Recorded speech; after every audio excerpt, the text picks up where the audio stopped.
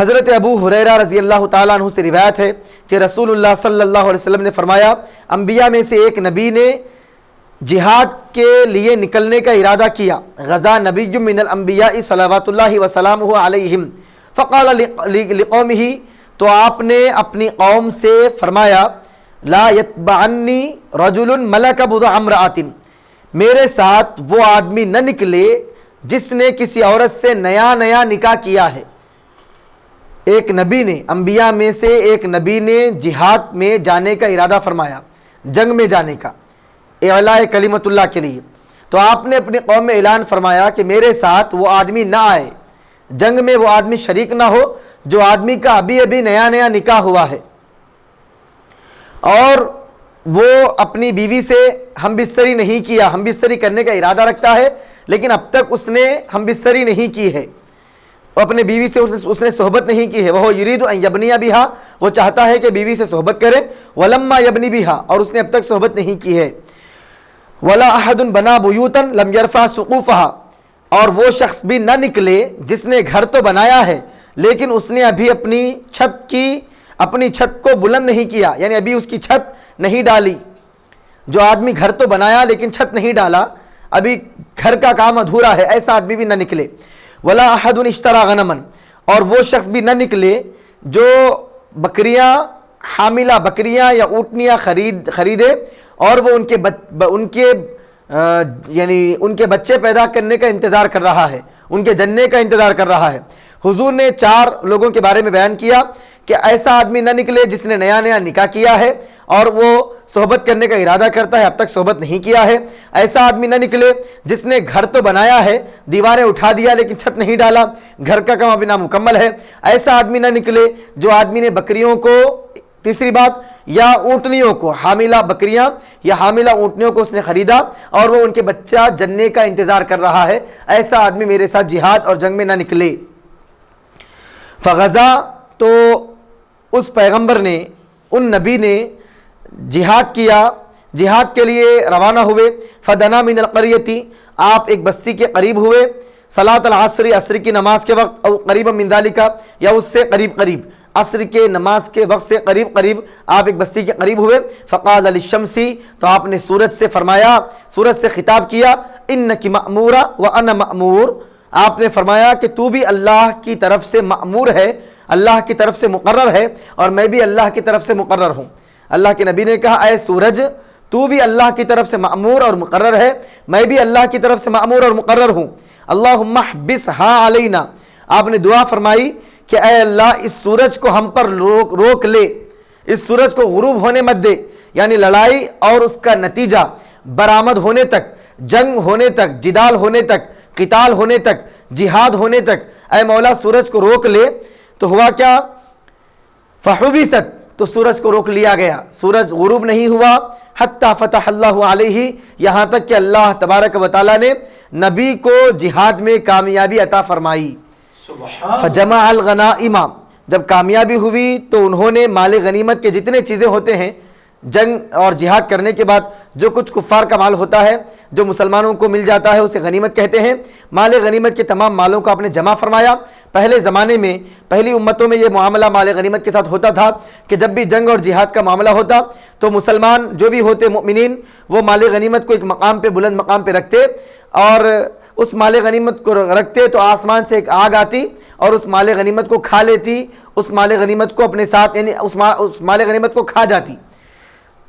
تو اس نبی نے مال غنیمت کو جمع کیا، فجاءت یعنی النار، تو آسمان سے آگ آئی، لتأکلھا، کھانے کے لیے، جو بھی مال جمع کیا جاتا آگ آسمان سے آ کر اسے کھا لیتی، آگ آسمان سے کھانے کے لیے آئی، فلم تطعمھا، لیکن آگ اس سامان کو نہیں کھائی، اس مال غنیمت کو نہیں کھائی۔ فقالا، تو نبی پاک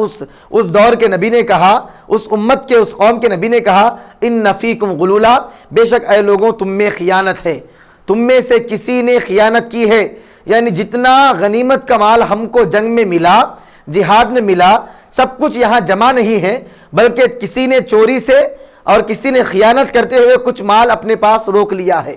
نبی نے کہا کوئی نہ کوئی ایسا بندہ ہے جس نے مال کو روک لیا ہے، اسی لیے تو آسمان کی آگ آئی اور چلے گئی، مال کو نہیں کھائی۔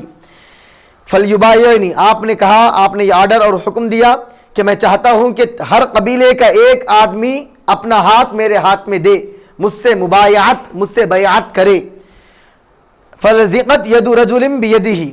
تمام قبیلے کے لوگ آپ سے بیعت کر رہے تھے نبی سے، ایک قبیلے کے آدمی کا ہاتھ آپ کے ہاتھ میں چپک گیا، چسپاں ہو گیا،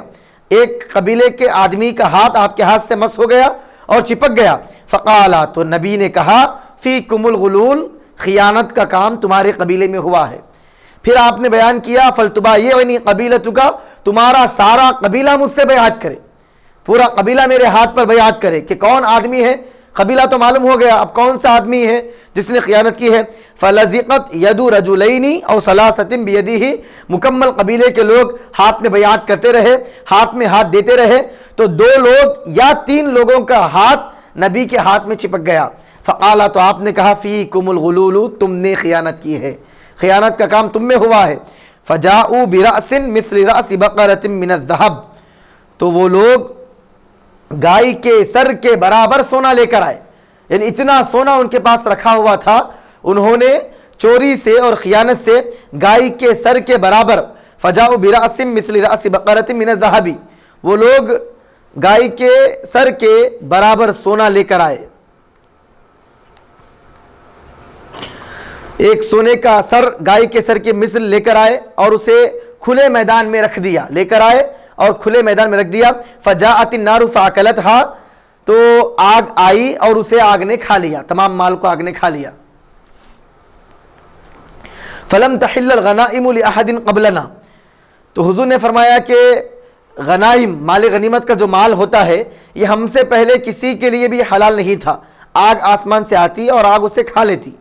ثم احل اللہ لنا الغنائم، لیکن اللہ تبارک و تعالیٰ نے ہماری خاطر مال غنیمت کو حلال کیا ہے کہ اب آسمان سے کوئی آگ نہیں آئے گی، بلکہ مسلمان جب بھی جہاد اور جنگ کریں گے اور جو بھی مال غنیمت ملے گا وہ مسلمانوں کا ہوگا۔ لما رأى ضعفنا، جب اللہ تعالیٰ نے ہماری کمزوری اور ہماری عاجزی کو دیکھا، فأحلها لنا، تو اللہ تعالیٰ نے ہمارے لیے مال غنیمت کو حلال قرار دیا۔ متفق علیہ، یہ روایت بخاری اور مسلم میں ہے۔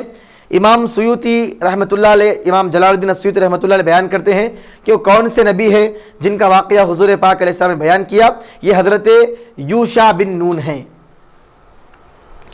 اور حضرت یوشع بن نون، یہ نبی کے طرز عمل سے یہ بات ہم کو معلوم ہوئی کہ مجاہدین کے دنیاوی معاملات کا معقول انتظام ضروری ہے، یعنی جو لوگ جہاد کرتے ہیں ان کے دنیاوی معاملات کا بھی انتظام کرنا چاہیے تاکہ پوری دل جمعی کے ساتھ اور پوری یکسوئی کے ساتھ مصروف رہ کر وہ جہاد کر سکیں۔ اگر کوئی آدمی نیا نکاح کیا ہے، اس کا ذہن اپنی بیوی کی طرف رہے گا، گھر ادھورا چھوڑ کر آیا ہے، آدمی کا ذہن گھر کی طرف رہے گا، بکریاں اور اونٹ ایسے لایا ہے جو ابھی بچہ دینے والی ہیں، تو بکریوں کی طرف، اونٹنیوں کی طرف اس کا ذہن رہے گا، اونٹنیوں کی طرف۔ تو جو آدمی کے اندر دل جمعی نہ ہو، یکسوئی نہ ہو، وہ جہاد اور اللہ کے راہ میں صحیح طریقے سے قتال نہیں کر پائے گا۔ اس لیے اس میں ایک بات معلوم ہوتی ہے کہ مجاہدین کے معاملات کا خیال رکھنا ضروری ہے تاکہ وہ پوری دل جمعی کے ساتھ، یکسوئی کے ساتھ جہاد کر سکیں۔ اور اس میں امت محمدیہ کی فضیلت اور ان کی خصوصیت بھی ہے کہ مال غنیمت سابقہ امتوں میں سے کسی امت کے لیے حلال نہیں ہوئی، اسی امت کے لیے اللہ تبارک و تعالیٰ نے مال غنیمت کو حلال قرار دیا ہے۔ اور اس میں ایک نبی کے معجزے کا بھی بیان ہے کہ نبی نے سورج کی رفتار کو روک دیا، جب تک کہ فتح نہیں ہوئی، سورج غروب نہیں ہوا، آپ نے دعا فرمائی، سورج کو حکم دیا، اے سورج تو بھی مقرر ہے، میں بھی مقرر ہوں، اللہ سے دعا فرمائی کہ اے مولا جب تک کہ جنگ نہ ہو جائے، سورج غروب نہ ہو، نبی کی زبان سے دعا نکلی، اللہ تبارک و تعالیٰ نے سورج کو وہیں روک دیا، جب اس وقت تک سورج غروب نہیں ہوا جب تک کہ مکمل فتح حاصل نہیں ہو گئی۔ تو اس حدیث شریف میں نبی پاک کے معجزے کا بھی اس بات ہے جس میں آپ نے سورج کو روک لیا۔ یہ حضرت امام جلال الدین السیوطی رحمۃ اللہ علیہ کی رائے کے مطابق یہ پیغمبر اور نبی حضرت یوشع بن نون تھے۔ چھٹی حدیث عن ابی خالد، چھٹی حدیث اور آخری حدیث اس باب کی، باب الصدق کی ہے، جس پر انشاءاللہ عز و جل